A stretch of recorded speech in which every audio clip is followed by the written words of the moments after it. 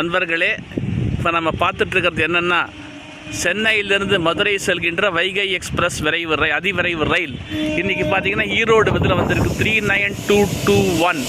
இந்த இதில் தான் வந்துட்டு இருக்குது. இது வந்து சென்னைக்கும் மதுரைக்கும் இடையே பகல் நேரத்தில் இயக்கப்படும் ஒரு இன்டர்சிட்டி ரயில் வரதான் இப்போ பாஸ் பண்ணிகிட்ருக்கு. பார்த்தீங்கன்னா இப்போ வந்து ஸ்ரீரங்கத்தில் நிற்கிறதுக்காக வண்டியை ஸ்லோ பண்ணியிருக்கிறாங்க.